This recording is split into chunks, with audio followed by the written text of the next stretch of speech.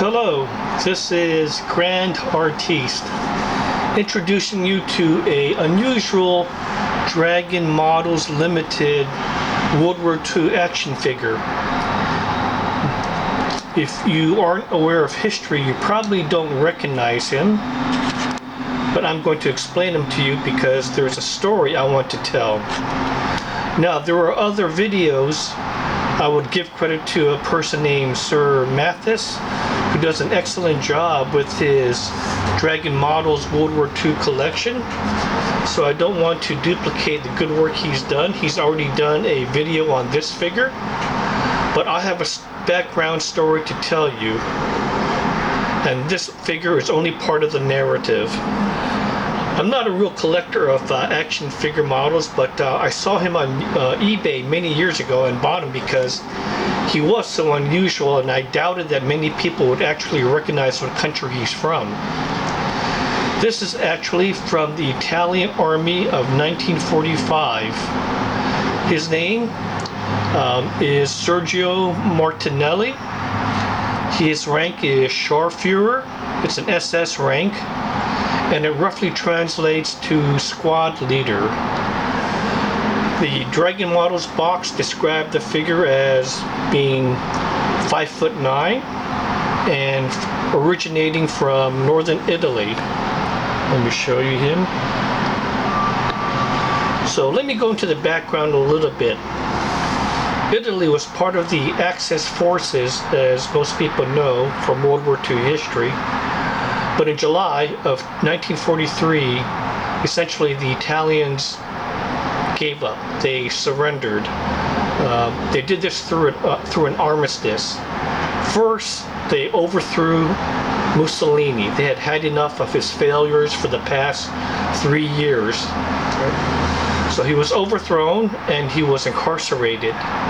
And the King Emmanuel of Italy directed Marshal Badoglio to set up a new government, one that was ostensibly going to continue the fight against the Allies, but in reality they were actually negotiating with the Allies.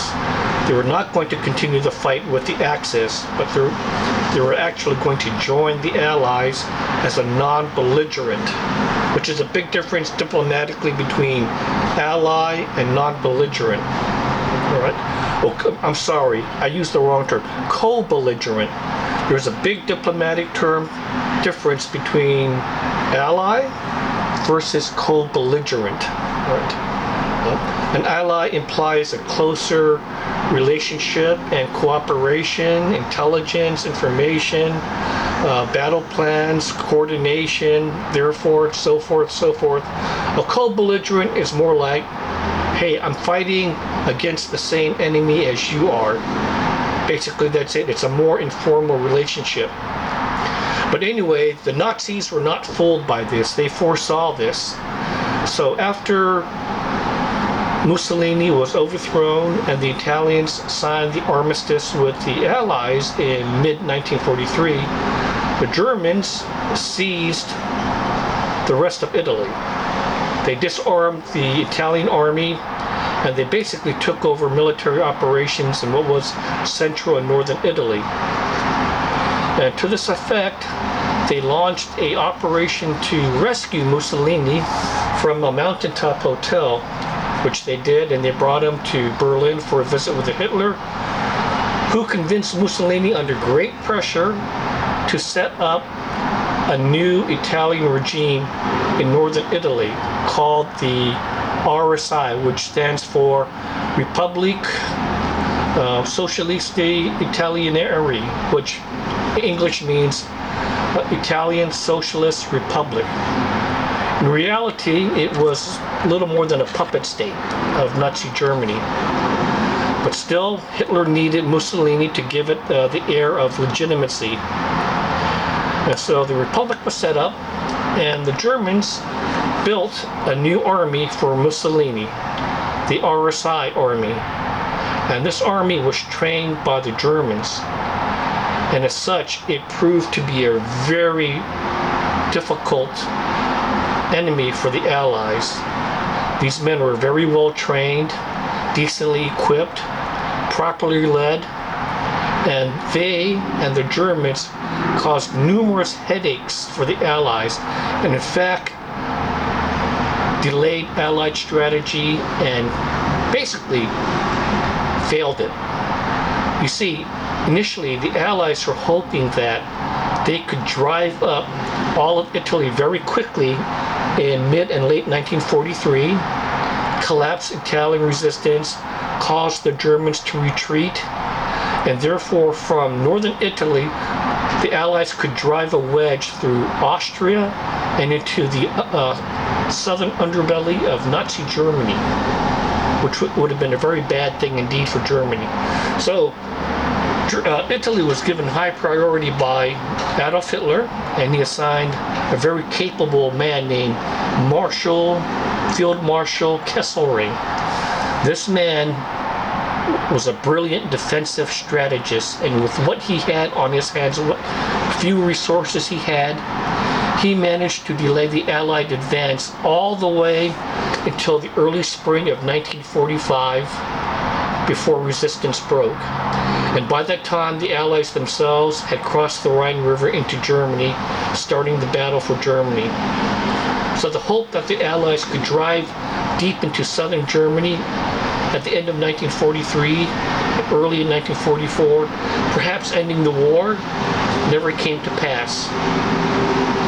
Now, part of the army, the Italian army that Nazi Germans helped set up, organize, and trained, was called the RSI Army. And this man, Sharfuher Sergio Martelli, was trained like 9,000 of his brethren by the SS, Waffen SS.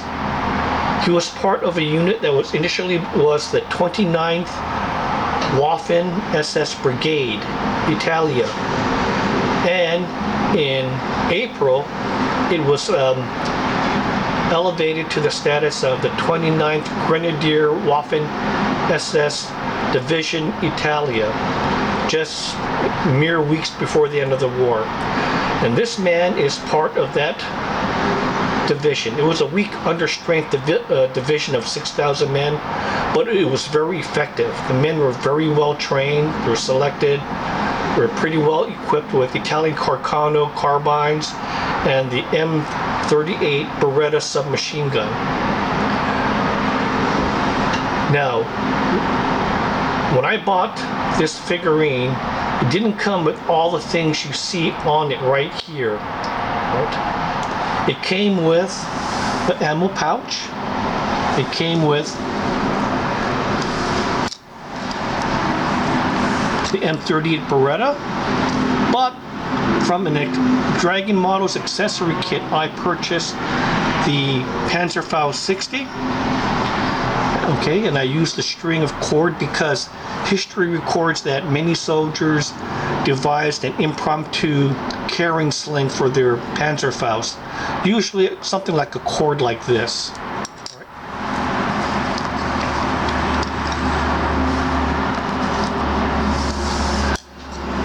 From the accessory kit, I added 2 grenades. There were more grenades, but I thought 2 were just enough.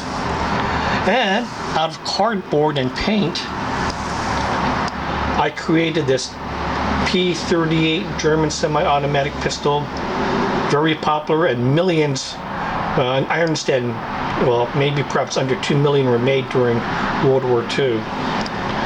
So why did I equip him so significantly? And the issue is, the time period is spring 1945. The Germans are finally in retreat along with their Italian allies, and he's heavily armed because he has to be. At this point, the Allies are driving north with thousands of armored vehicles, largely M4 Shermans, M10 tank destroyers, and a number of British tanks. Now, the British Army at this time period was using not only their tanks, like Churchills and Comets, they were also using heavy numbers of Shermans and tank destroyers because the British did not have the manufacturing capacity or base to make as many tanks as they wanted. So against all this armored vehicles coming north, the Germans were equipping their soldiers and their allies with the Panzerfausts. At least the individual soldier, whether he was German or Italian or some other ally, had some chance of defending himself against all that allied armor. And it just wasn't the tanks. The Allies also had armored cars as well. The Beretta is worth looking at if you want to look at the internet. It was a first generation submachine gun made by Beretta. It had a very excellent reputation. Right? Had a 12-inch barrel. This is the first model. It had 9mm parabellum, but later on used the 9mm parabellum that was souped up for more power. And as a result, this weapon reportedly was effective out to 200 meters. In other words, the Italians were using it just like an M1 carbine because of the range. There's hardly a photo you don't see of late World War II Italian soldiers where they're not carrying, or a lot of them are not carrying this Beretta, because so many were made. Something like, correct me if I'm wrong, but I've read like, 800,000 were made, so that meant anyone who wanted to get their hands on one of them could. Here's his bread basket, or for carrying personal equipment and rations. It's empty. He has a 3-magazine pouch, although pictures of that time period show them carrying 2 pouches, 2 sets, 6, but the figure did not come with a lot of equipment, to tell you, all right? He only came with the helmet, okay, his Beretta, and that was it. I added the rest of the equipment to flesh him out and show the tactical situation he was in that time. As a Sharfuhrer, a squad leader, yes, he probably would have a pistol. He would be carrying hand grenades and his submachine gun. Now you can find a lot more information on the 29th Waffen SS Brigade, or later on the 29th Waffen SS Division, Italia, in these 2 books right here by Osprey Publishing, Men at Arms. Okay. 24th to 30th Division. In between is the 29th Division. And the Italian Army, 1940 to 1943. 1945, excuse me. Italy, 1943 to 45. There's very good information about the Northern Italian Army belonging to Mussolini after 1943, and also some information on the Germans. Okay, so to make a long story short, the new Italian Army was really short in numbers, and that was their big drawback. They were well trained by the Germans, and then there's reputedly, in one instance, one brigade, okay, the 29th Waffen SS Brigade, was able to hold off one entire U.S. Army division. That is what good training and good leadership can do for an army. There were no such thing as inferior soldiers. There's only inferior training, inferior equipment, inferior leadership, and inferior logistics. You solve all those problems, and you can create a superior army from what was previously thought to be an ineffective or inferior one. And no better case is proven than the men of the 29th Waffen SS Division, Italia. Much to their credit. This is a really good figure. His features are really well defined. Right here. He's got a very good face. Right. He's wearing the M35 helmet. Okay, Italian. Bears a resemblance to the Russian one, doesn't it? But I believe the Italians had theirs first before the Russians did.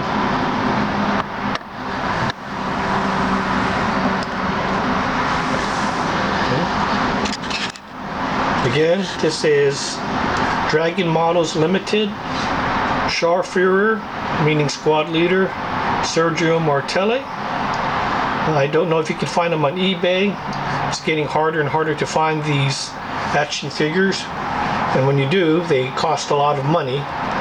But good luck if you're interested in purchasing one of them. Like I said, I purchased him because he is an unusual World War II type figure that probably very few people would recognize unless you study military history. So there you have it. Again, a little piece of World War II history from the European side, from Italy. And what happened? What was Italy doing after the armistice of July 1943 until the end of the war? When the end of the war came at the end of April, beginning of May, Germans surrendered. So too did the remaining Italian RSI army with them. By that time, Italy was in the throes of a civil war between Mussolini's RSI Republic and the Italian Republic of the South. There was a lot of vicious, violent, partisan and anti-partisan activity going on in Italy between the RSI and also other fascist Italian military units versus partisan units that either belonged directly to the Italian Republic of the South, or were affiliated with it, or were independent. But according to history, it was very, very violent, very intense. And after the war, many of these 29th Waffen SS Italia men who were captured by partisans were summarily executed. From what I understand, not many survived the war unless they surrendered to the Allies. Again, thank you for your time and listening to my video. Hope you learned something out of it and you were entertained. Again, this is Grand Artiste. Welcome you and thanking you for being my audience. Thank you and have a good day.